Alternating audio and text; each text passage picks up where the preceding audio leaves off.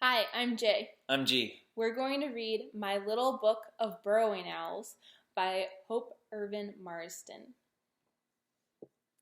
One spring evening, two burrowing owls skimmed over the grasslands. Down they dropped to an empty prairie dog burrow. They crept inside and looked around their old nest. Another animal had lived in it over the winter, and it was a mess. The owls would clean it up. The busy little birds pecked at the walls with their beaks. Swish, swish! The male bird kicked the dirt backward toward the burrow opening. Out flew little puffs of dirt. When the owl stopped to rest, his mate finished the cleaning. That night the owls stood on the mound outside the burrow. They bent their gangly legs and bowed to each other. Cuckoo, cuckoo, sang the male.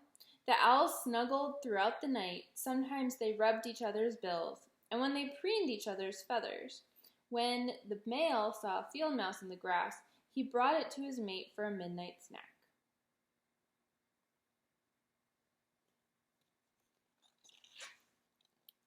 The next day the owls lined their nest with feathers and dead grass, and with not snow, with dried cow manure.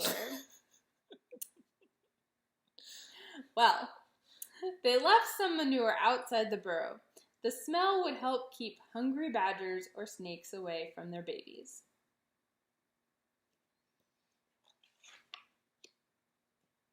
During the next 2 weeks, the female laid 7 eggs. She turned the eggs often to keep them warm beneath her.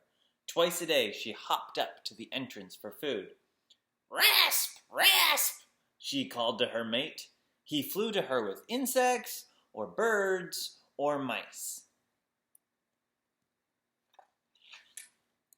The first egg hatched on the 28th day.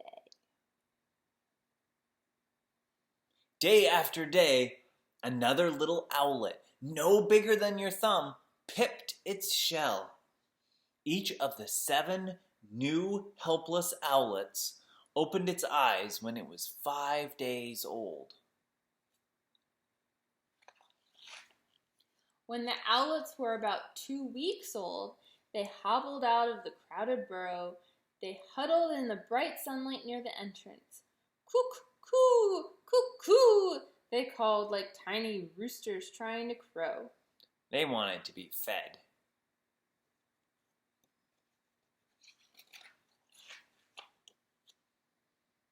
Down swooped their father with a small garter snake.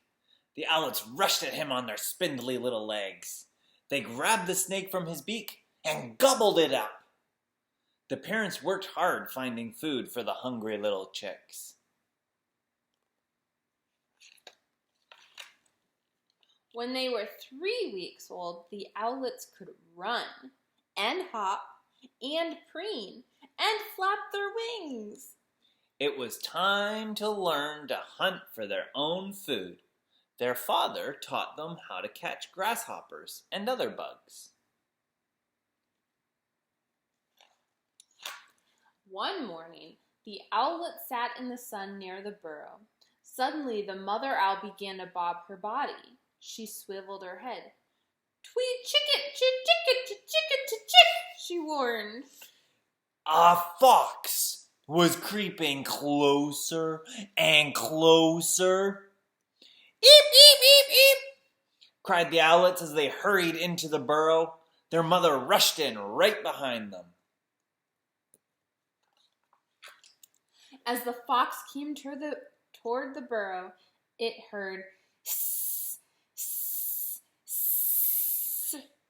It sounded like a rattlesnake. The fox turned and ran back across the prairie. The little owls had scared the fox away. It didn't know frightened burrowing owls hissed like rattlesnakes. When it was safe, the owlets came out of the burrow. They stretched themselves. They chased beetles and bugs and crickets. They flapped their wings. They made funny little leaps into the air. but they could not fly yet.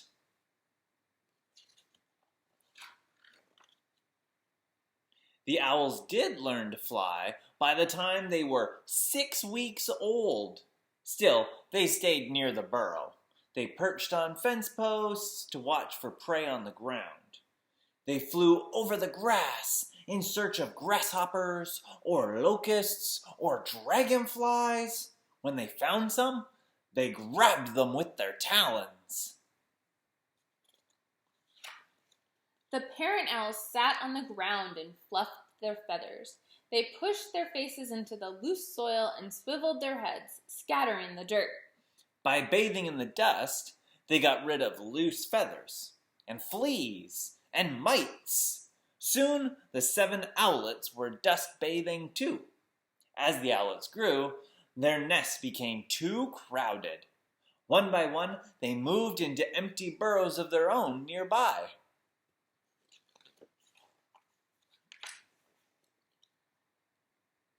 One fall morning, frost covered the ground. A cold wind blew. The owls had trouble finding food. It was time to leave the northern prairie. Now they must fly south to warm weather and lizards and bugs. In the spring, they would return to raise families of their own. The end.